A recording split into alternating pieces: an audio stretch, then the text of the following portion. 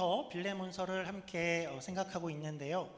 빌레몬서의 독특한 점으로 시작을 했었죠. 우리 지난 시간 복습을 좀 하면서 시작을 하죠. 이 편지는 에베소서, 골로새서, 고린도전서 이런 편지와 좀 다른 면이 하나 있다라고 이야기를 했죠. 그런 편지의 이름들은 다 도시의 이름들이었고 그 도시에 있는 교회들에게 보낸 편지였다면 빌레몬, 이것은 도시 이름이 아니고 한 개인의 이름이었습니다. 교회 이름도 아니죠. 그러니까 바로 빌레몬이라는 어떤 그 개인에게 보낸 편지였었습니다. 물론 성경을 보면 개인에게 보낸 바울의 편지들이 더 있기는 합니다. 디모데전서, 디모데후서, 디도서, 디모데와 디도는 다 사람 이름이지요. 그러나 이 편지들은 내용을 보면 그 개인에게 보냈다라기보다는 그 목회를 어떻게 해야 된다, 교회를 다스림에 관한 그런 내용들이었습니다. 근데 빌레몬서는 다른 이들과 모두 비교했을 때 상당히 개인적인 내용이 되어 있습니다. 그리고 개인을 향해 보낸 편지인데 오늘날 성경이 되어 있다라는 점이지요. 무슨 내용일까, 무슨 사연일까 였는데요. 바울은 이 편지를 로마의 감옥에 있는 중에 빌레몬에게 보내게 되는데, 그럼 빌레몬은 누구인가 할 때에 빌레몬은 우선은 골로새 교회의 성도였습니다. 그런데 단지 그냥 한 명의 성도라기보다는 그 교회의 리더였죠. 그리고 골로새 교회가 그의 가정에서 모일 정도로 이제 그는 교회의 가정을 오픈한 사람이고, 그런 면에서도 리더이며 동네와 그 교회에 아주 명망 있는 그런 자여 보이죠. 또 부유한 그런 사람이었습니다. 또한 가정을 보면 아내도 예수님을 열심히 섬겼던 것 같고, 특별히 그의 아들 아키뽀는 골로새 교회의 말씀 사역자로 서 있을 만큼 이제 신앙의 가정이었죠. 그러니까 이런 가정에 이제 바울이 편지를 쓰게 되었는데, 그 이유는 어떤 한 사람 때문이었습니다. 그의 이름이 오네시모이지요. 그러니까 사실 이 빌레몬서가 이제 골로새 교회로 그 편지가 인편을 통해서 전해질 때에 이 오네시모도 그 일행이 되어서 골로새 교회로 가고 있게 되었지요. 그러면 한 사람, 이 오네시모는 누구인가 하고 보니까 바로 빌레몬이라는 그 사람의 노예였습니다. 당시 이 로마 제국, 그 제국 하에 이 로마 노예 제도는 합법적인 제도였습니다. 그래서 로마 제국에는 노예들이 상당히 많았었는데, 기록에 따라서 조금 차이가 있지만 최소한으로 봐도 전체 인구의 4분의 1이 노예였다라고 보고, 많이 보면 3분의 1 이상이 노예였었습니다. 그러니까 전쟁에서 노예가 되거나 또 고아가 되어서 노예와 종으로 들어오거나, 아니면 경제적으로 빚을 져서도 내가 스스로 종이 되는 사람들도 상당히 많은 시대였죠. 그런데 이 오네시모가 이제 어느 날 도망을 치게 되었습니다. 그냥 도망을 간 것도 아니고 빌레몬의 재산, 재물을 크게 한탕 훔쳐서 도망을 가게 됐죠.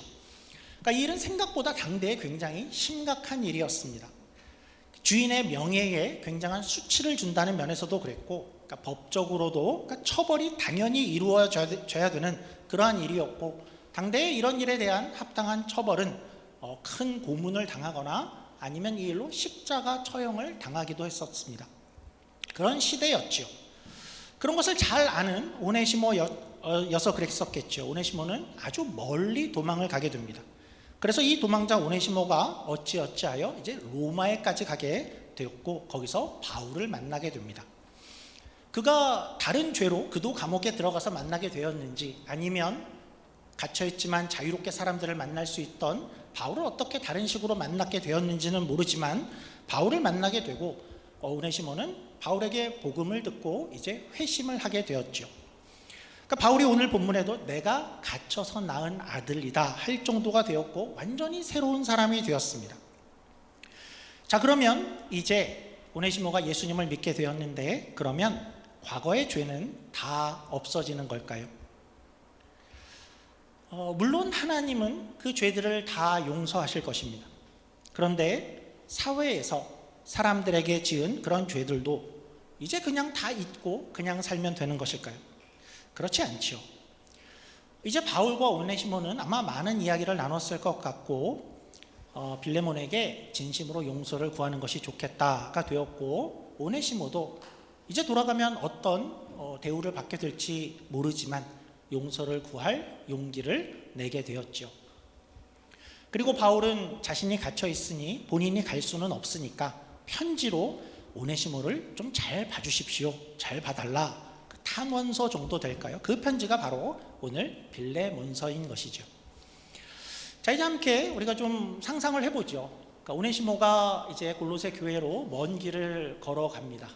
걸어가서 드디어 골로새 지방에 이르렀고 그 교회 건물의 문을 열게 되었습니다.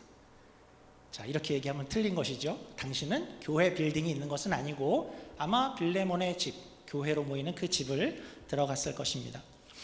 예배를 위해 모인 날이었으면 사람들이 아마 많았을 것이고 쭈뼛쭈뼛하며 주위를 둘러보며 오네시모가 조심스럽게 그 집에 발을 들이게 되었습니다. 그러자 많은 이들이 아마 오네시모를 즉시 알아봤을 것입니다. 그리고 놀랐겠죠. 아니, 저자는 빌레몬의 종 오네시모가 아닌가? 아니, 저자가 어떻게 여기를 자발적으로 다시 돌아올 수가 있지? 죽을 생각인가? 무슨 생각인 거야? 도무지 이해가 안 됩니다. 뭔가 돈다발이라도 잔뜩 들고 왔나? 그렇지도 않아 보입니다. 손에는 달랑 편지를 하나 들고 있습니다. 그리고 오네시모가 나타났다는 이야기를 빌레몬이 듣게 되었고 편지를 전해받습니다. 그리고 이제 빌레몬이 바울의 편지를 쭉 읽어보게 됩니다. 자, 이제 공은 빌레몬에게로 완전히 넘어가게 되었죠. 빌레몬은 이제 오네시모를 어떻게 할까요? 우리는 이런 습성이 좀 있죠. 남 얘기는 너무 쉽다라는 점입니다. 이런 경험들이 여러분들도 많았을 것 같은데요. 내가 정말 어떤 어려운 상황 가운데 처해서 그 상황을 친한 이에게 가서 이렇게 얘기를 해봅니다. 근데 그가 깊이 공감해주고 내 미묘한 감정도 알아보려 하고 난감한 상황들을 막 이해하지를 못하고, 아니 이해하려 하지 않는 것 같고 그냥 쉬운 답만 들은 경험들이 좀 있을 것 같습니다. 내가 저 사람하고 관계가 좀 서먹해진 것 같아. 저 사람이 나한테 무슨 오해를 하고 있는 것 같아. 문제는 나도 저 사람이 별로 탐탁치 않다는 거야.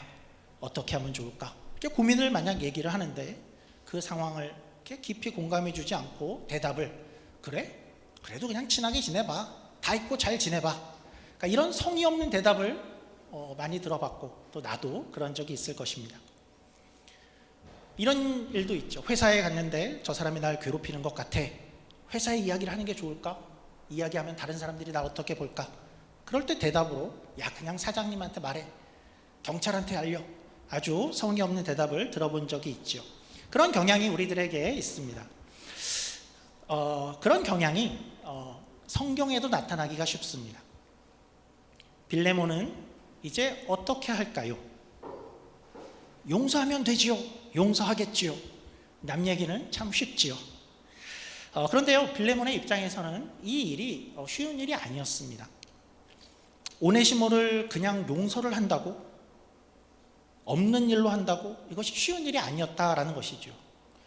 이것이 쉬운 일이었으면 바울이 이렇게 편지를 쓸 리도 없고 오네시모도 돌아오는 그 길이 그냥 룰루랄라였을 것입니다. 빌레몬의 입장은 쉽지 않은 상황이고 그래서 여러 사람들이 이제 빌레몬의 딜레마가 시작되었다라고 표현을 합니다. 그냥 용서를 한다면 어떻게 될까? 그것은 사회 규범적으로 볼 때 그냥 죄를 없는 것으로 하자라는 것이 되는 것인데 그게 맞는 것인가? 내가 여기서 벌을 내린다고 해도 아무도 나를 비난할 사람이 사실 없습니다. 이것이 법이고 단지 법대로 관행대로 한 것이고 모두가 그렇게 하는 대로 하는 것인데 누구도 나한테 심하게 했어 라고 말할 사람이 아무도 없는 상황입니다. 오네시모는 그렇게 했다면 정당한 대가와 형벌을 치르는 게 그것이 정의고 공의가 아닌가. 다들 그렇게 하고 그것으로 지금 로마 제국의 사회 질서가 유지되어 온 것이 아닌가. 또한 내가 여기서 빌레몬이 여기서 그냥 없는 것으로 한다면 다른 종들은 또 나를 어떻게 볼 것인가. 그런 생각도 들겠죠. 내가 이렇게 해준다면 다른 종들을 거느릴 권위가 계속해서 유지될 수 있을까? 오네시모 때문에 내가 큰 재정적인 손해를 봤는데 그냥 넘어가고 오냐 하면 또 누가 이런 짓을 할지 모르는 일이 아닌가. 우리 집안은 엉망이 될 수 있고 집안을 잘 다스리는 것도 가장의 중요한 임무일 텐데 고민이 안 될 수가 없었죠. 또 이런 면도 있죠. 주변 이웃들은 날 뭐라고 할까? 그냥 없는 일로 한다면 저 사람은 참 엄하지 못하고 정의롭지 못하고 다른 사람들도 나를 이제부터는 그냥 물로 보는 것은 아닐까. 그런데 한편 사도 바울은, 저 유명한 사도 바울이 이렇게까지 이야기를 하는데 벌을 내리거나 이 편지를 못 본 척하는 것도 그럴 수도 없어 보입니다. 이 입장은 그러니까 누구에게나 굉장히 어려운 상황이었다라는 것이지요. 그러면 빌레몬은 결국 어떻게 했을까요? 사실 모르지요. 성경은 거기까지 나와 있지 않습니다. 모르지요. 그런데 아마도 빌레몬은 바울의 그 요청을 수용을 했을 것 같습니다. 그러니까 오늘까지 이 성경에 남아있겠죠. 그때 빌레몬이 오네시모를 죽여버렸대. 그러면 성경에 남아있지 않을 것 같죠. 그런데 사실은 이 바울은 그러니까 빌레몬에게 편지를 할 때 빌레몬이 물론 매우 난처한 상황이지만 빌레몬이 오네시모를 용서할 것이다 라는 것을 충분히 예상을 했던 것 같습니다. 왜냐하면 빌레몬이 어떤 사람인지를 바울이 잘 알고 있었기 때문이죠. 바울은 이 편지 앞부분에서 빌레몬에 대한 많은 칭찬을 했습니다. 우리가 지난 시간에 살폈었는데요. 그것은 단지 자기의 부탁을 들어주게 하기 위해서 입에 발린 말을 하는 것은 아니었을 것입니다. 빌레몬, 너는 내가 알기로 여기까지 소문이 나기로 참 신앙의 사람이다 그랬죠. 예수님을 사랑하고 성도를 사랑하는 것이 소문이 났어. 교회를 네가 오픈한 것은 물론이고 많은 이들을 그리스도께로 인도하고 있어 라고 했죠. 그렇다면 그는 용서라는 것에 대해서 아주 잘 이해하고 있으리라 하고 바울이 그렇게 확신을 했던 것 같습니다. 용서는 뭘까요? 특별히 크리스찬에 있어서 용서라는 것은 어떤 것일까요? 또 특별히 교회 공동체, 그리스도 안의 공동체 안에서의 용서는 어떤 것일까요? 빌레몬은 아마도 그 용서를 잘 알고 있었을 것 같은데요. 기독교의 용서를 오늘 조금 이야기를 해보죠. 제가 계속해서 기독교의 용서라는 표현을 반복하고 있는데요.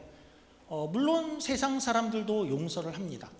그리고 다른 종교의 사람들도 어떤 용서를 하고 살지요. 그러나 제가 기독교의 용서라고 표현을 하는 것은 기독교의 용서는 어떤 다른 것을 기반으로 하고 있다라는 특징을 한 가지 이야기하고 싶어서 그렇습니다.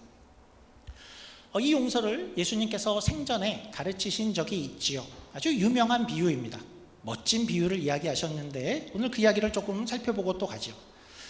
기독교의 용서는 이 이야기 안에 모든 것이 담겨 있다, 이것만 기억하면 돼 라고 할 정도의 이야기라고 생각되는데요. 어느 날 한 관리가 있었습니다. 그는 한 임금에게 빚을 지고 있었는데 얼마죠? 1만 달란트의 빚을 지고 있었습니다. 1만 달란트가 얼마인가, 어느 정도인가 우리가 감이 잘 안 올 수가 있는데요. 한 달란트가 34kg 정도입니다. 34kg 정도는 어느 정도인가요? 우리 생각컨대 캐나다에서는 남자분들이 조금 더 잘 알 수 있지 않을까 싶은데요. 캐나다 마트에 가면 우리 한국 쌀 가마니가 있죠.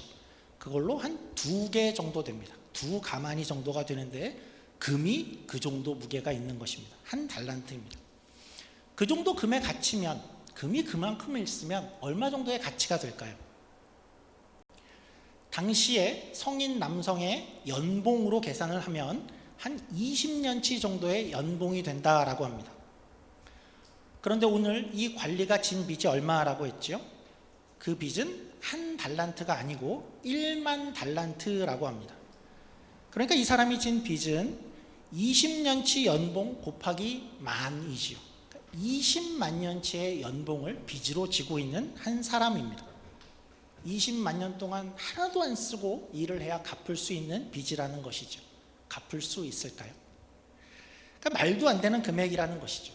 우리가 조금 더 이 금액의 감을 좀 잡아보자면 당시에 이 유대 나라는 로마라는 제국의 속국으로 되어 있었지요.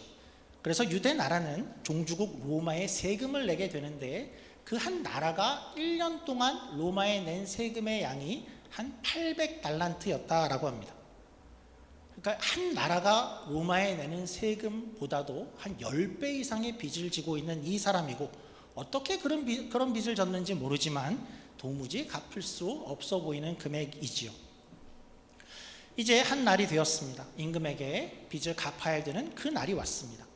그 임금은 이것을 이제 갚아라 라고 이야기를 하죠. 이 관리는 어떻게 할까요? 아이고, 도저히 못 갚겠습니다. 나중에 어떻게 해보겠습니다. 울고불고 했을 것입니다. 그러자 그 임금이 불쌍히 여겨서 그 빚을 탕감해 주었다라고 합니다. 그냥 없는 것으로 하자라고 했답니다. 이게 말이 되는 걸까요? 그 관리는 아마 그 순간에 멍했을 것 같지요. 이게 꿈이냐 생시냐, 혹시 몰래카메라 아니냐, 그랬을 것 같습니다. 그런데 그 관리가 이제 돌아가는 길에 동료 관리 한 사람을 만났다라고 합니다. 그 사람은 어떤 사람이냐 하면 나한테 100데나리온을 빌린 사람이랍니다. 그러니까 데나리온은 그 당시 성인 남자의 하루 일당입니다. 그러니까 100데나리온이면 좀 많이 잡아서 한 넉 달치, 4달치의 월급을 나한테 빚진 사람을 만나게 되었습니다. 그 자를 보자마자 눈이 번쩍 뜨였습니다. 야이 망할 놈, 이랬을까요? 가서 멱살을 잡았습니다. 그 사람이 한 번만 좀 봐주십시오 간청을 하는데 들을 생각이 없습니다. 그 자리에서 고소해서 경찰을 부르고 옥에 가둬버렸다. 정말 이랬을까? 이럴 수가 하는 일이 벌어졌죠. 근데 이 모든 이야기가 이제 1만 달란트를 탕감해준 임금의 귀에 들어가게 되었답니다. 그리고 그 임금은 그 관리를 다시 불렀습니다. 그리고 이렇게 이야기하죠. 이런 배은망덕한 놈아, 내가 너를 불쌍히 여김과 같이 너도 네 동료를 불쌍히 여김이 마땅치 아니하냐. 그리고 그 관리를 그가 했던 것처럼 옥에 가두었다라는 이야기죠. 예수님의 이야기입니다. 무슨 이야기죠? 용서에 관한 이야기입니다. 우리가 여기서 발견하는 것은 이런 것이죠. 세상에서의 용서라는 것은 늘 둘 사이의 관계에서 일어나는 문제이고 둘 사이의 관계에서 일어나는 일이지요. 그런데 기독교에서 용서라는 것을 이야기할 때에는 그것은 둘 사이에서의 문제가 아니다라는 점입니다. 우리는 예수님의 이 비유 이야기만 듣고 나면 모두가 어떤 생각을 갖게 되냐 하면 이 1만 달란트를 탕감받은 그 관리가 겨우 4달치 그 사람을 탕감해 줘야 된다, 그것이 마땅하다라고 생각을 하게 되죠. 왜 그런 생각을 하냐 하면 그 이야기에 임금이 있기 때문에 그렇죠. 임금이 이야기가 없다면 꼭 용서해야만 해라는 생각을 우리가 안 하게 될 것 같습니다. 아마도 이 관리가 저 동료 관리를 보자마자 가서 목을 잡고 멱살을 잡은 걸로 봐서 문제가 좀 있었던 것 같죠. 빌려가 놓고 돈을 한창 동안 안 갚고 있었다든지, 아니면 수소문을 해도 막 도망을 다니고 있었든지, 만나자마자 그런 걸로 봐서 아마 문제가 있었던 것 같습니다. 그래서 오늘 쟤를 잡지 않으면 나는 영영 쟤를 못 만날 수도 있어 싶었을 수도 있습니다. 그래서 그를 잡아서 옥에 가두게 되었는데, 이것은 사실 그 당시의 관례로 과한 것이 아니었습니다. 구약의 배경에서 보면 돈을 갚지 않은 이는 돈을 갚을 때까지 옥에 가둘 수가 있었습니다. 그러니까 아주 평범하고 당연한 일을 했다라는 것이죠. 그러니까 이 이야기에 임금의 이야기가 없다면 이 관리는 아유 어이없어 이런 얘기를 들을 사람이 아니고 악한 사람도 아니고 그저 할 바를 법대로 한, 빌려주고 돈 떼어 먹힌 운 나쁜 사람 정도였다는 것이죠. 그런데 우리는 전체 이야기를 듣고 나서 아유 당연히 이 사람도 용서해야지 라고 하는 이유는 그가 큰 빚을 먼저 탕감받았기 때문이죠. 더 큰 용서를 받았기 때문입니다. 기독교는 용서라는 것을 어떻게 이야기합니까? 이런 얘기죠. 우리가 용서를 하려고 할 때 하려는 그 사람만, 상대방만 이렇게 바라봐서는 용서가 불가능하다라고 말하는 것입니다. 저 사람이 분명히 나한테 잘못했다니까, 내 잘못이 아니야. 어떻게 저렇게 무례할 수가 있어? 어떻게 저렇게 행동할 수가 있지? 어떻게 말을 그렇게 할 수가 있어? 나한테 이런 손해를 끼쳤다니까? 다 맞는 말이죠. 옳은 말들입니다. 용서하지 못하겠어, 그것도 맞는 이야기고 이해가 됩니다. 마땅한 벌을 받아야 되는 것도 맞는 것이죠. 누구도 나를 비난할 수가 없습니다. 그런데 기독교는 늘 여기서 한 단계를 더 나아가야 된다라고 이야기를 하죠. 왜냐하면 기독교는 저 사람이 너한테 어떻게 했어 그것만 보는 것이 아니라, 그렇게 상대방만 바라보는 것이 아니라, 그러면 너는 누구냐라는 것을 묻고 있다는 점입니다. 나는 그럼 누구인가? 나도 돌아보니 그런 실수를 하고 그런 잘못을 하고 그런 무례를 많이 해온 사람이 아닌가? 또 더군다나 하나님 앞에서는 어떤가? 하나님 앞에 무례하고 하나님의 영광에 반하는 일들을 그렇게 많이 해오고, 하나님 앞에 용서받지 못할 일들을 그렇게 많이 해온 게 내가 아닌가 하는 그런 나를 바라보게 하는 것이죠. 어쩌면 나는 저 사람이 한 것보다 훨씬 더 많은 과오가 있는 사람인데, 그런데 하나님이 나를 먼저 이렇게 용납을 해주셨다면, 그렇다면 이제 나는 특별히 우리 공동체의 형제라면, 그리스도 안에 있다면 내가 그 사람을 어떻게 대해야 되겠는가 다시 생각해 봐야 된다라는 것이죠. 그러니까 기독교의 용서는 이렇게 이야기가 되는 것이죠. 내가 얼마나 큰 용서를 받았는가, 내가 받은 은혜가 얼마나 큰가를 이해하는 그 사람이, 그것이 흘러나가게 되는 것이 기독교의 용서다라는 것이죠. 혹시 여러분 용서를 고민하고 있다면 이렇게 말씀드리고 싶습니다. 나와 상대만 바라보는 것은 방법이 아니다라는 것이죠. 하나님과 나와 상대를 함께 놓고 생각해 봐야 된다라는 것입니다. 그래서 성경은 용서를 이야기를 할 때에 항상 하나님이 같이 등장을 합니다. 한번 볼까요? 골로새서 3장 13절입니다. 누가 누구에게 불만이 있거든 서로 용납하여 피차 용서하되 주께서 너희를 용서하신 것 같이 너희도 그리하고. 우리가 용서를 할 수 있는 근원은 주께서 우리를 용서하셨다에 있다라는 것이죠. 한 구절 더 볼까요? 에베소서 4장 32절입니다. 서로 친절하게 하며 불쌍히 여기며 서로 용서하기를 하나님이 그리스도 안에서 너희를 용서하심과 같이 하라. 물론 용서는 매우 어려운 것입니다. 저 또한 남 얘기라고 해서 이것을 쉽게 얘기하고 싶지 않습니다. 그러나 우리가 만약 용서를 해야겠다, 용서를 하려는 마음이 필요하다라는 것을 느끼게 되거든, 용서는 내 힘으로 스스로 만드는 것이 아니고 내가 어떻게 용납되어졌는가, 내가 어떻게 받아들여졌는가가 전제가 되어야 이 일을 할 수 있다를 기억하면 좋을 것 같죠. 바울은 이런 면에서 이제 빌레몬을 믿었던 것 같습니다. 이렇게 이야기를 하죠. 우리 8절입니다. 빌레몬서 1장 8절입니다. 이러므로 내가 그리스도 안에서 아주 담대하게 내게 마땅한 일로 명할 수도 있으나 도리어 사랑으로서 간구하노라. 빌레몬은 오네시모만 보면 괘씸해서 못할 수도 있습니다. 주변 사람들을 보면 날 물러보지 않을까, 못할 수 있죠. 그래서 벌을 내려도 마땅할 것 같아 보이는 생각이 앞설 수 있습니다. 그러나 바울은 알고 있었죠. 빌레몬이 하나님의 용서와 하나님의 사랑을 아는 자일 것이기에 네가 받은 사랑, 네가 받은 은혜에 기대어 용서를, 그 사랑에 기대어 용서를 요청하고 있다라는 것이죠. 빌레몬서는 이런 면에서 참 아름다운 책이지요. 그러니까 용서라는 것이 당연한 상황이 아니고 당연히 큰 벌을 받고 십자가에 죽여도 되는 그런 상황에서 하나님의 사랑으로 인해서 세상에서는 당연치 않은 그런 용서가 이 공동체 안에 그렇게 나타나는 모습을 보여준다는 면에서 참 아름다운 책입니다. 그런데 바울의 이야기는 여기서 한 단계를 더 나아갑니다. 그러니까 생각해보면 놀라운데요.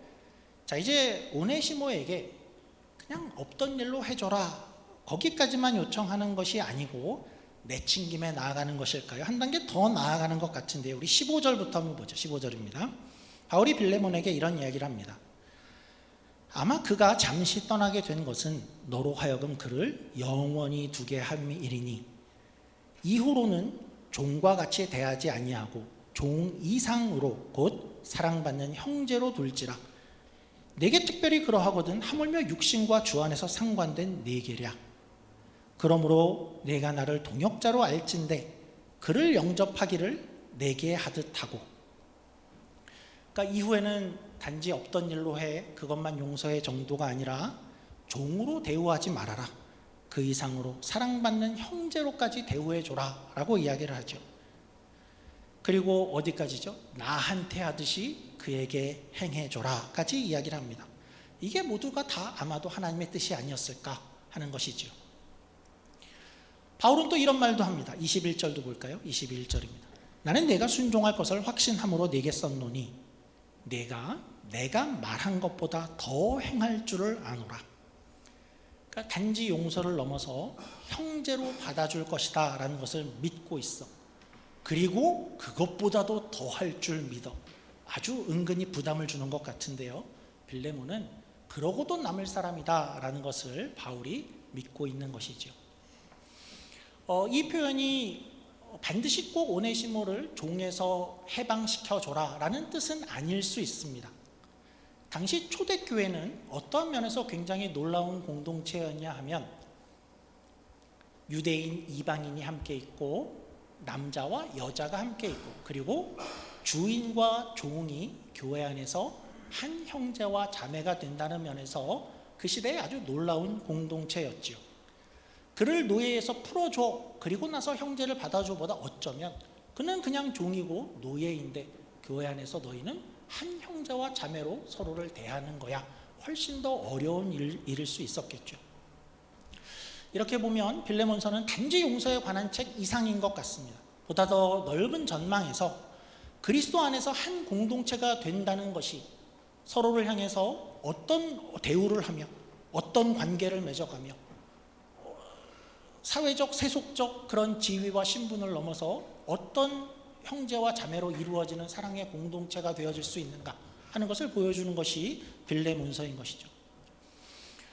우리가 빌레몬서의 교훈을 이렇게 생각해 보면 좋을 것 같습니다. 이런 상상을 해보죠. 우리 공동체가 그런 공동체가 되면 좋겠다라는 것입니다. 우리가 그러니까 교회로 모이는 우리 이 형제 자매들이 그리고 또 앞으로 함께할 어떤 이들이 함께 모이는 그 장면을 상상해 보죠. 우리가 서로를 함께 있는 모두를 그렇게 용납할 수 있으면 얼마나 좋을까요? 용납한다라는 것은 상대를 있는 그대로 보고 있는 그대로 받아준다라는 뜻이겠죠. 물론 마음에 안 드는 부분이 생길 수 있고 무례해 보여 그런 모임들이 생길 수 있지만 그러나 공동체 안에서 그리스도 안에 있는 공동체는 그 모든 것들을 용납하고 수용하는 그리스도 안에서 새로운 공동체의 모습을 갖게 되는 것이죠. 그렇게 될 수 있으면 얼마나 아름다울까요? 어떤 잘못이 있는 사람이 있을 때 그가 용서를 구해올 때 난 너 안 볼란다 이렇게 하지 않고 빌레몬처럼 그를 형제로 받아들일 수 있는 그런 공동체가 되는 것, 그것이 우리에게 가능할까? 우리가 그럴 수 있을까요? 새로운 그리스도 안에서의 공동체가 이러한 비전을 가지고 이런 소원을 가지고 빌레몬서가 오늘 우리에게 말씀하듯이 그러한 공동체를 소원하며 함께 또 살아가고 용서와 용납을 하나님의 사랑을 기반으로 해서 우리 함께 기억하면서 살아가는 저와 여러분이 되기를 주님의 이름으로 축원합니다. 기도하겠습니다. 하나님 아버지 감사합니다. 우리가 공동체로 모이고 교회로 이렇게 모였을 때에 서로의 부족한 부분, 잘못된 부분, 저런 모습이 뭐야 하는 그런 모습들이 우리들에게 분명히 보여질 것입니다. 세상이라면 그것을 비판하고 비난하고 정죄하는 것이 그저 당연한 것일 수 있지만 우리가 그리스도 안에 있다는 것, 하나님께 먼저 용서를 받은 자라는 것, 그것을 기억할 때에 그리스도의 안에서의 공동체는 새로운 관계, 새로운 모습으로 살아가는 공동체야. 그렇게 해야 돼라는 것을 함께 기억하게 하시고 오늘 빌레몬서가 보여주는 이 아름다운 그 모습이 우리 교회 안에도 나타날 수 있도록 하나님 은혜를 더해 주시옵소서. 감사하며 예수님 이름으로 기도드립니다. 아멘.